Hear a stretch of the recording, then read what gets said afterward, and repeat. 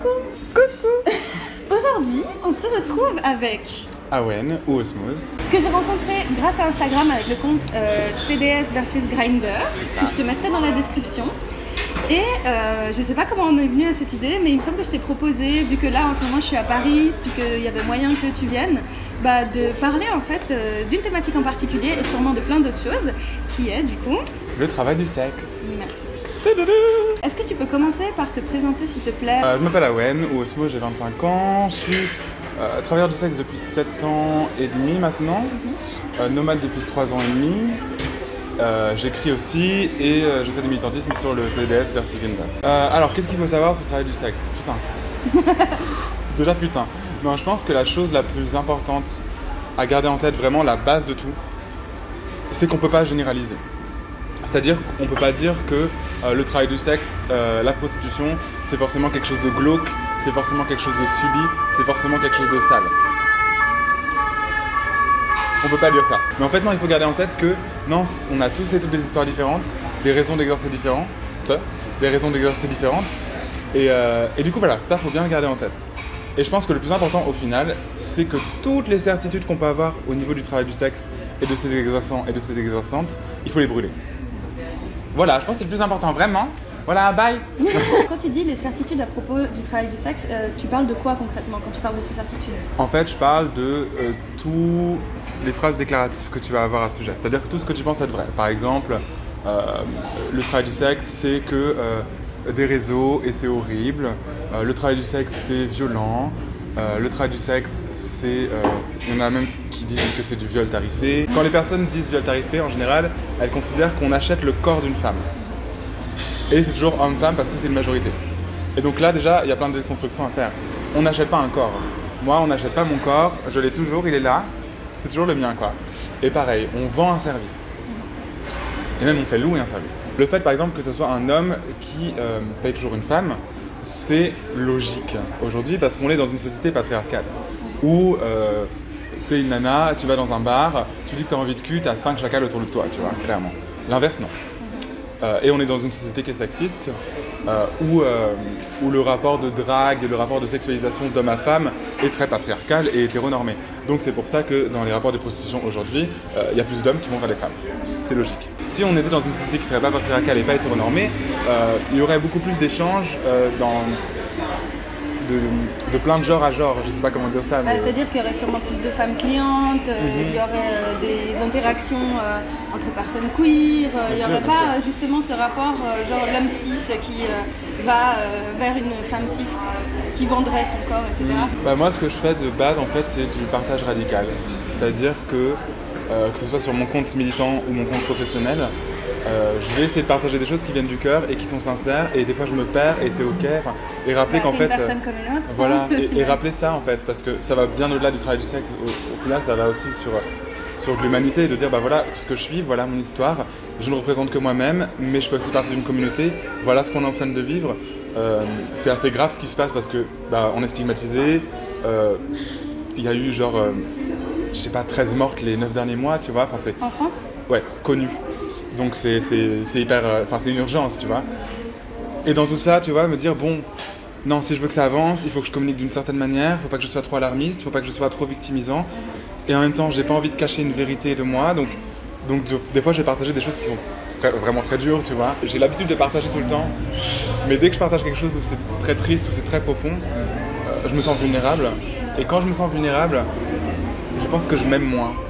Et du coup, je réfléchis là-dessus, et du coup, je fais des textes où je me dis, non, même quand tu es vulnérable, aime-toi, et du coup, ça éclabousse sur les gens. Tu vois. Et puis, c'est la réalité de ce que tu vis, parce que le but ici, c'est pas de dire, comme tu disais, la question, c'est pas d'être forcément pour ou contre le travail du sexe, mais c'est juste de prendre en considération les enjeux réels, les différences complexes qu'il y a entre chaque personne qui travaille dans ce métier, et d'adapter justement la société de manière à ce qu'il y ait le moins de violence possible. En fait, pour mes collègues, c'est très émancipateur parce que c'est de dire ok chérie, tu veux du sexe phallocentré, et déjà tu vas commencer à considérer ça comme un service parce que c'est un service et donc tu vas me payer, tu vois. Et c'est super émancipateur, tu vois. C'est même anti-patriarcal dans la tête de certaines de mes collègues. Et ce qui est le cas. Ce qui ne veut pas dire que la prostitution est anti-patriarcale. Il y a aussi des personnes qui vivent des choses très très dures, qui ont été manipulées. Et pour qui c'est pas du tout émancipateur. Pour qui c'est pas du tout émancipateur, et même du viol tarifé en fait. Faut pas invisibiliser ça non plus. Tout existe. Et c'est pour ça qu'être pour ou contre la prostitution, ça n'a aucun sens. Ça n'a aucun sens. Il faut être pour le bonheur des gens en fait. Donc si tu es pour le bonheur des gens, voilà, tu vas chercher à savoir, bon alors, comment est-ce que je peux garantir ou améliorer l'accès à la sécurité, à la dignité et à l'épanouissement. Et ça, dans tout ça, stigmatiser le métier, ça apporte rien. Et donc il faut qu'on arrête de faire ça, parce que c'est vraiment un frein. Alors qu'on n'a pas besoin de stigmatiser pour voir une réalité, pour voir plein de réalités, et on n'a pas besoin d'invisibiliser une seule partie de la communauté. Dans cette lutte, il y a beaucoup d'opposants et opposantes qui vont mettre les personnes qui l'ont choisi et qui le vivent bien et émancipateurement, on dit pas ça comme ça mais whatever, versus les personnes dans les réseaux. Et non. Les lois actuelles, on va faire un petit rappel des lois. Aujourd'hui, la prostitution est légale, c'est-à-dire que être prostituée, c'est pas illégal. Okay. En France ? Ouais, en France. On n'est pas criminalisé en tant que prostituée. Voilà. Par contre, tout ce qui gravite autour l'est. C'est-à-dire que le client est pénalisé et le proxénétisme est pénalisé. Le proxénétisme, c'est très très large. Mais déjà, on va commencer par le client. Le fait que le client soit pénalisé, ça nous pénalise. Moi, si j'ai moins de clients, ou même moi et mes collègues, si on a moins de clients, ça veut dire qu'on va avoir moins de choix. Ça veut dire qu'on va aller voir le client, qu'on peut aller voir si on est en dèche. Moi, il me reste par exemple 20 balles, je vais pas faire le difficile. Donc je vais peut-être aller voir quelqu'un qui va vouloir des pratiques que j'ai pas envie de faire. Donc ça veut dire que je vais mettre mes limites sur le côté. Donc ça veut dire qu'en fait, je vais aller vers du viol au final, puisque je vais mettre mon consentement sur le côté. Tout ça parce que y a moins de clients, justement, ils sont réprimés. Voilà. Et donc, s'il y avait justement plus la possibilité pour les clients de venir, tu aurais plus la capacité de refuser certains clients, voilà, et d'accepter d'autres et d'avoir ton choix. Donc ça, c'est le viol. Ensuite, il y a les IST.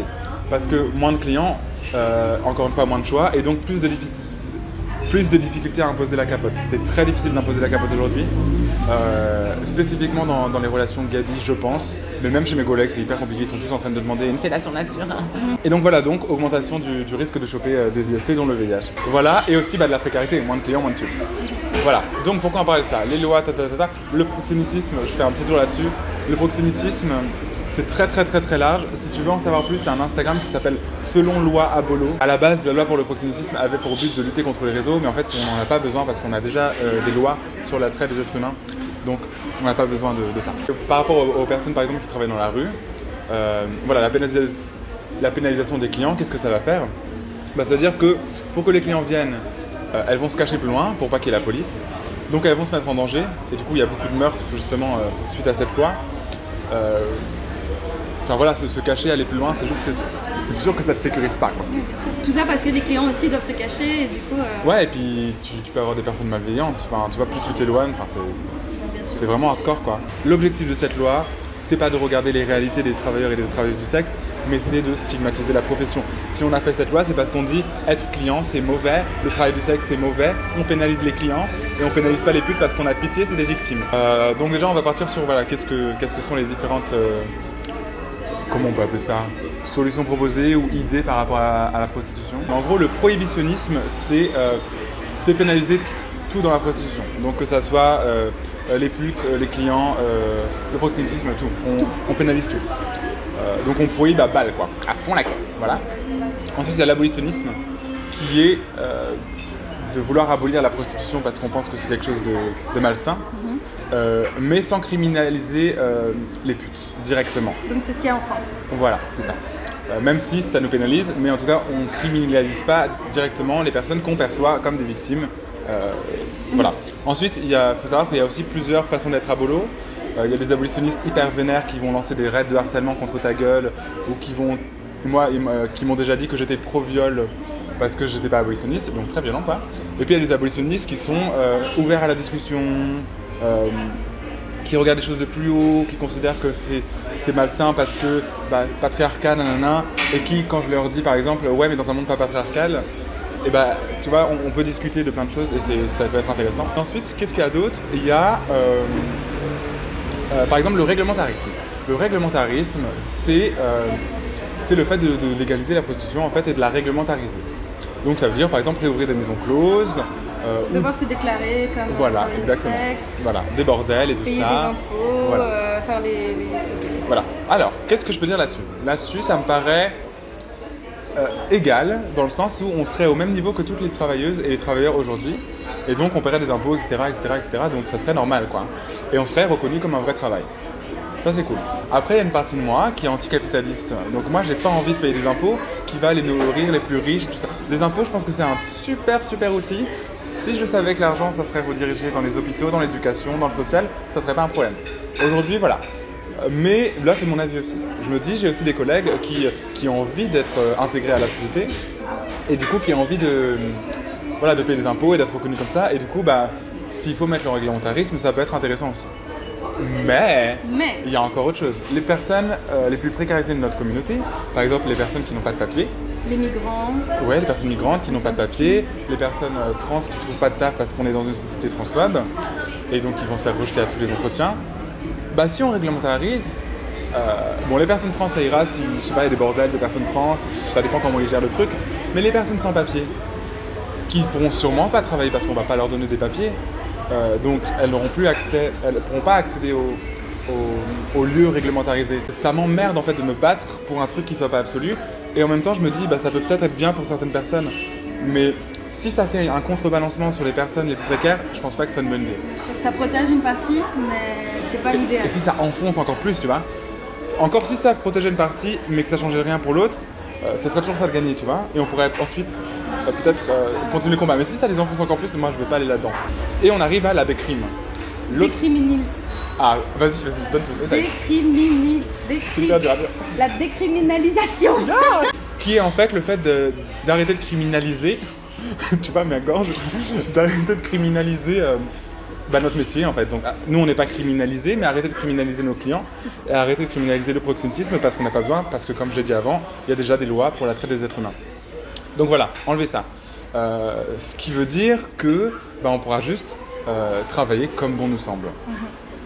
Je pense pas que l'État ira par là non plus, parce que tu vois, ça veut dire accepter que des personnes travaillent et se fassent de l'argent sans lui donner de l'argent et être un peu du coup en marge, et du coup l'État peut pas nous contrôler d'une certaine manière, blablabla. Bla, bla, bla. Après, c'est pas parce qu'on va dans la décrime ou dans le réglementarisme, si jamais on va dans le réglementarisme, qu'il faut se dire ok c'est bon.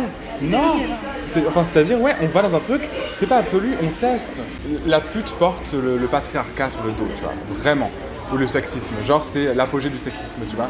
Alors qu'en fait, non, quand t'es une meuf aujourd'hui, et je sais même pas de quoi je parle, je dis ce que j'entends, tu vois, mais pute ou pas, tu vas te faire harceler, tu vas te faire draguer lourdement, tu vas te faire pas respecter, tu vas te faire considérer comme... menacer, hurler dessus, presque... Tu vas avoir peur du viol plus que mourir. Moi je sais que la plupart de mes potes meufs, elles ont plus peur de se faire violer que de mourir. Absolument. Donc c'est pas inhérent à la prostitution, tu vois. En fait ce que j'essaie de faire sur Instagram, et ce que je fais de moins en moins parce que c'est compliqué, c'est essayer de créer des ponts avec des abolitionnistes en disant venez on discute en fait. Venez on discute parce qu'on est en train de se faire la guerre entre différentes branches du féminisme pour différentes raisons, pour différentes perceptions. Et on n'avance pas et j'en ai un peu marre en fait. En fait, sans diabolisation de la prostitution, sans dire la prostitution c'est forcément du viol tarifé, on pourrait avancer ensemble. Parce que le fait de dire que c'est forcément du viol tarifé, c'est hyper indécent. Moi je me fais pas violer 4 fois par mois, s'il vous plaît. Ensuite, je sais faire la différence entre un viol et un rapport consenti, merci. Et ensuite, pour les vraies victimes de viol, c'est hyper indécent. Vraiment, c'est hyper indécent. Tu peux pas faire ça. Tu vois, moi j'ai été caissière pendant 2 ans. J'ai vendu mon corps concrètement aussi, dans un système, une machine qui m'écrasait, où ma santé a pris un coup, ma santé mentale a pris un coup, où j'avais des douleurs chroniques, où je me suis fait du mal au dos, etc. Donc en fait, genre, dans le système tel qu'on le connaît aujourd'hui capitaliste, quel que soit le métier que tu fais, à moins d'être très privilégié et d'avoir un immense salaire en faisant pas grand chose, concrètement, dans la majorité des métiers, tu uses ton corps. Tu vends aussi le service de ton corps. Ton corps, c'est l'objet de travail de base en fait. Donc, pourquoi, avec le sexe, c'est tout d'un coup si dramatique, si horrible, alors que concrètement, quand tu t'es maçon dans un chantier, tu t'exploses le dos et puis non, là c'est pas grave. Enfin, tu vois ce que je veux dire? En fait, on vend son corps, mais dans tous les métiers. Tu vois, on a l'habitude de dire on vend son corps dans le travail du sexe, mais en fait, non, on vend notre corps, comme tu l'as dit, dans tous les métiers. Mais tout ce qui tourne autour du cul, c'est tabou. Alors le travail du sexe, attends, le tabou du sexe, le tabou de l'argent, la rencontre des deux. faut quand même pas qu'on oublie que depuis très très loin, on part de cette idée que le sexe est fait pour se reproduire. Alors passer de le sexe est pour la reproduction à je vends un service sexuel. Tu peux nous expliquer en fait, comment c'est arrivé, comment tout d'un coup tu t'es dit tiens, je vais faire ce métier ou pas. Je sais pas comment t'es arrivé là, mais raconte-nous un peu de ton récit. Alors moi en fait, depuis très très jeune, j'ai une image des prostituées, des TBS, qui est très belle en fait. Pour moi, j'étais complètement inspiré par la pute, vraiment. Que ce soit sa manière dont elle était habillée, ça me transcendait totalement, cette aura sexuelle qui se dégageait, mais aussi cette aura de vie. Tu vois, quand je voyais des putes dans la rue, je me suis dit, je suis en face d'êtres qui ont beaucoup de vécu. Et ça me transcendait. Donc en fait, mon rapport avec le monde de la prostitution, c'était une porte ouverte, mais vraiment ouverte. Donc il n'y avait pas plein de murs entre moi et ce monde-là. Voilà, et donc je suis entré dans le milieu gay, qui est très spécifique quand même, où concrètement tu rencontres des gens pour baiser de manière très facile. Aller voir un inconnu chez lui pour coucher avec lui, c'est totalement normal dans le milieu pédé, quoi, vraiment. Donc voilà, j'ai évolué dans ce milieu-là, avec toujours cette porte ouverte sur le monde de la prostitution et du travail du sexe.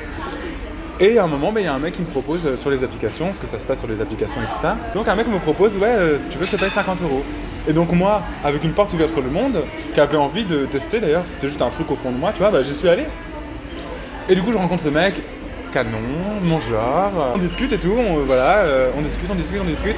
Et puis à un moment, il me dit, tu sais, on n'est pas obligé d'aller au lit, on peut continuer à discuter et tu seras quand même payé, je passe un super bon moment avec toi. Et moi je lui dis ouais mais non en fait viens on va au lit parce que j'ai envie de toi, tu vois. Ouais c'est ça. Et du coup ça s'est super bien passé. Et je pense que c'est très intéressant parce qu'en fait c'est la première fois où j'ai exercé et je pense que peut-être la première fois ça peut être très, très marquant. Et à ce moment-là t'avais quel âge c'était la fin de mes 17 ans. Okay. J'étais mineur. Et après je le faisais de temps en temps. En même temps j'avais un travail à la crèche, je bossais avec des enfants en crèche. Donc deux tafs très différents quand même, hein, tu vois, genre en même temps je m'occupe de ton gosse et de l'autre côté je fais la pute quoi. Et donc c'est marrant. Et en même temps il y a des choses qui se lient quand même, c'est du rapport social, il y a du soin, tu vois, bon, après c'est pas du tout la même chose. Donc j'ai évolué comme ça.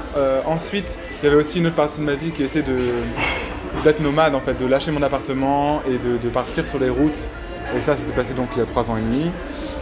Et à ce moment-là, j'ai laissé mon deuxième travail, j'ai laissé mon appart et je suis parti suivre mon vent. Parce que du coup, tu voyages comment ? En stop, en voiture. En voiture. T'as pas d'endroit où tu habites fixement ? Enfin, en stop, en voiture, n'importe quoi. En stop, en bus. Voilà, en général. Et donc voilà, je commence à suivre mon vent et du coup, tout l'argent que j'ai ne vient que du travail du sexe. Et donc voilà. Donc c'est super cool, je suis content. Et puis en même temps, moi je suis aussi très très spirituel et j'ai une vision très analytique sur moi-même et spirituelle sur moi-même et sur le sens de ma vie et comment je vois les choses et comment je perçois le tout et tout ça. Et du coup j'ai aussi analysé ça au niveau de la puterie. Et je me suis dit, en train de me rendre compte que je me suis demandé dans ma vie qu'est-ce que je voulais faire vraiment. Et c'était explorer le monde, d'où le nomadisme, et croiser le plus d'âmes possible. Et je me suis rendu compte qu'en fait le travail du sexe c'était être payé pour ça au final. C'était être payé pour croiser des âmes, que ce soit de manière charnelle ou pas, parce que c'est pas forcément du sexe, c'est des personnes qui me payent pour passer du temps avec moi, pour discuter autour d'un verre, et c'est croiser des âmes. Et en fait, waouh, la beauté du métier, tu vois, je me dis waouh, le sens de ma vie c'est de croiser des âmes et je suis payé pour ça et je peux faire ça, tu vois. Et puis après j'ai exploré plein de trucs et je continue toujours à explorer de mon rapport au sexe par exemple. Je me suis rendu compte que moi, j'avais peur de l'attachement ou du romantisme, etc. ou de l'amour romantique, ça me fait peur en fait. Et en fait, je me suis rendu compte que partager du sexe avec des personnes où il y avait de l'amour ou de l'attachement ou un potentiel romantique, ça me mettait en insécurité totale. Et du coup, ça m'est déjà arrivé de... trigger warning, je vais parler de viol, c'est quand même important de le dire. Et en fait, de coucher avec des personnes... Trigger warning. Trigger warning. De coucher avec des personnes alors que j'avais pas envie de coucher avec elles, de pas oser dire non parce que j'avais pas envie que les personnes se sentent rejetées, parce que je suis très empathique et j'aurais ressenti cette sensation de rejet et j'ai un problème avec le rejet. Bref, et du coup ça m'est arrivé beaucoup de fois et à un moment je me suis dit waouh, en fait t'es en train de t'auto-violer là, tu vois. Et je tiens à dire que pour l'auto-viol, j'utilise le terme auto-viol parce que je considère que j'ai pas réussi à dire non et que la personne en face pouvait pas deviner parce que même je feignais d'avoir envie, donc je ne laissais aucune possibilité à l'autre de pouvoir deviner que j'en avais pas envie. Ça veut pas dire que je dis que je porte toute la responsabilité. Je pense qu'il faut vraiment qu'on parle de consentement et qu'il faudrait qu'on développe des choses où en fait ce genre de situation ne devrait pas arriver parce que la personne en face doit demander si ça va, si c'est ok. Donc, et apprendre à repérer des signes de malaise, d'inconfort et tout. Et pas forcément parce que, ou déjà, mais moi je pense que je peux être très bon à cacher ça. Ces situations d'autoviol arrivaient souvent dans des rapports où voilà, il y avait un potentiel romantique. Parce que j'ai beaucoup de travail à faire là-dedans. Et en fait, le travail du sexe, ça m'offre un espace où je ressens pas ça. C'est-à-dire que c'est purement sexuel. Donc c'est d'ailleurs que ce soit le travail du sexe ou le purement sexuel. C'est un espace où je peux me sentir complètement en sécurité dans ma sexualité. Donc en fait, dans le travail du sexe, moi, de la manière où je l'exerce, je suis pas le seul à rendre un service. Mes clients aussi me rendent un service en me permettant d'avoir cet espace-là. Je leur dis pas, évidemment. Et je pense aussi à faire une pause d'ailleurs dans le travail du sexe, parce que je me dis que le fait d'avoir cet espace de sexualité safe, et ben en fait, c'est un peu un moyen de, pas de fuir, mais de ne pas avoir besoin de travailler sur ce sur quoi je veux travailler dans ma vie personnelle. Mais je sais que ça sera pour mieux revenir en fait dans le travail du sexe de manière plus saine. J'ai aussi envie d'arriver à un truc où d'avoir des clients et des clientes qui ont envie de se réapproprier leur corps. D'ailleurs, aussi quelque chose que ça m'a évoqué quand tu parles, je sais plus à quel moment ça m'a évoqué ça, mais je pense que c'est un truc important à savoir aussi pour les personnes qui justement ne sont pas trop familiarisées avec ce milieu et qui connaissent pas trop, de savoir en fait, genre, il y a forcément quelqu'un de ton entourage proche ou lointain, et même sûrement de ton entourage proche, qui d'une manière ou d'une autre a exercé ou exerce le travail du sexe et que tu le sais pas parce que c'est pas écrit sur le front des gens forcément, ta voisine, potentiellement quelqu'un de ta famille, une cousine, ta belle-mère, n'importe qui en fait, on est entouré de gens. La personne qui accueille ton bébé à la crèche. Par exemple. La maîtresse de classe, il y a tellement de gens autour de nous dont on ne connaît pas l'histoire et qui justement ne vont jamais parler de cette partie de leur histoire de peur justement d'avoir de la violence, un rejet, de vivre de la discrimination, et le fait de dédramatiser ça, de déstigmatiser et d'être à l'écoute de la réalité de cette complexité, c'est une manière aussi de faire sentir les gens autour de toi safe, qui potentiellement auraient besoin de toi et de ton aide, mais qui n'osent pas la demander parce qu'ils se disent en fait je peux pas lui dire que je fais ça parce que cette personne va me rejeter. Je pense au fait que potentiellement autour de toi il y a des personnes qui ne le disent pas, qui ont besoin d'écoute, qui ont besoin de soutien moral, qui ont besoin d'affection, de sécurité. Et surtout pas de tes certitudes. Vraiment. Voilà. Vraiment, quand tu lâches une phrase sur quelque chose, tu peux pas, surtout sur internet, t'as pas idée à quel point ça peut être blessant et ça peut être profond. Moi je sais que j'ai beaucoup de collègues qui sont pas out et qui me parlent sur TDS vs Grindr justement, et qui me parlent de ces situations-là, genre ça fait trop du bien de voir ce que tu postes, merci pour ton travail de visibiliser ça. Le nombre de fois où je me retrouve dans mon groupe de potes et où j'entends un truc et où je peux rien dire.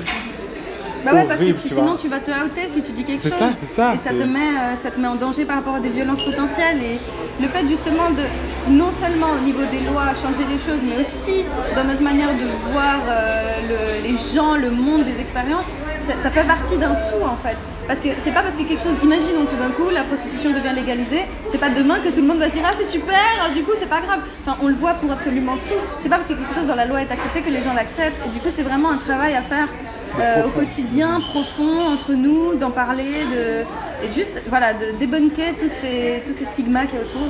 Ouais, et d'explorer, de respirer aussi, de dire ok bon c'est ok, je connais pas ce sujet, ou j'avais des certitudes par rapport à ça. Ne pas confondre ses comportements et ses pensées avec ce qu'on est, et donc se rendre compte que tout ça, ça peut évoluer, et commencer à déstigmatiser les choses en soi, en parler. Se donner le droit d'apprendre, de se tromper. Ouais, et aller voir les comptes des personnes concernées, en fait, qui font un travail de partage de témoignages, de pédagogie, comme par exemple, c'est le moment très important. Moi, je t'invite à aller suivre les Instagram de TDS vs Grindr, donc c'est le mien, par et pour, qui fait énormément de témoignages, et c'est juste une richesse énorme qui va vraiment te montrer différentes façons de vivre la chose. Capote Pute aussi qui fait énormément un travail de ouf avec des témoignages, de la pédago, une explication des lois et tout ça. Bagarre érotique que j'aime beaucoup. J'allais dire en plus qui fait des dessins super. Oh là là, vivement la BD hein. Vivement la BD, on l'attendait. Et des strips super, mais il y en a plein, fais pas ta pute, Lola arrête pute. Super cool. D'ailleurs, sur notre compte TDS vs Grindr, il y a un post qui s'appelle ressources sur les travailleurs du sexe et les travailleuses du sexe. Et dans les commentaires, il y a plein de comptes sur les comptes de putes. Donc, go for it, vraiment. Il y aura tout dans la description. Je mettrai tous les liens des Insta. Le plus important, comme je t'ai dit, c'est de stigmatiser. Et donc, plus tu vas en parler, plus il y aura de monde qui seront dans ce processus de déstigmatisation, plus ils partageront, plus il y a de monde, plus il partagera grand, donc ça touchera encore plus de monde. Donc plus il y aura de gens qui se déstigmatiseront. C'est une boucle vertueuse. Exactement, jusqu'à ensuite aller dans la rue avec nous pour militer contre ces lois en fait.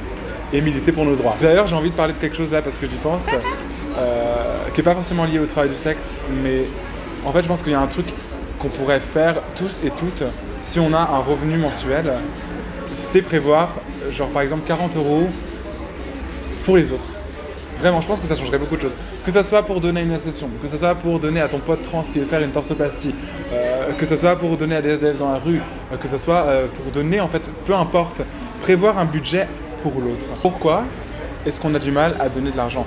Moi, c'est la première chose que j'ai fait. Genre, j'ai attendu mon RSA. Maintenant, je suis au RSA, donc en France, je sais pas comment ça marche en Suisse. C'est le SPIC en Suisse. Voilà, donc j'ai 490 € par mois tous les mois. Donc je fais partie des 1% officiellement dans ma tête, tu vois. Je suis en mode oh, j'achète une villa dans 2 jours. Non, c'est pas non plus la fête, mais la première chose que j'ai fait, c'est virer 40 balles au fast en fait à accepter, tu vois. Et je me dis, si quelqu'un au RSA peut le faire, je pense qu'il y a beaucoup de personnes qui peuvent le faire, tu vois. Oui, bien sûr. Et moi, c'est normal et naturel dans ma vie, et je dis pas ça pour me vanter, genre je donne au RSA donc tu peux le faire, mais si, un peu quand même. Mais surtout, c'est un truc qui est naturel et c'est important en fait. Pour moi, ça paraît important. Et aussi, voilà, bon, après j'ai vécu sans RSA et juste avec le travail du sexe pendant longtemps.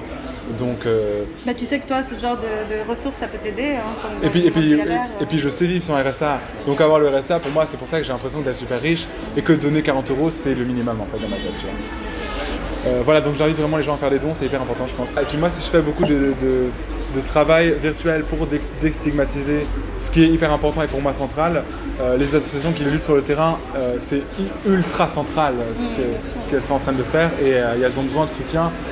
Que ce soit même bénévolement ou en parlant, en partageant ou en faisant des dons, et c'est hyper intéressant. Accept, tester le Stras, tout sera dans la description. Merci beaucoup.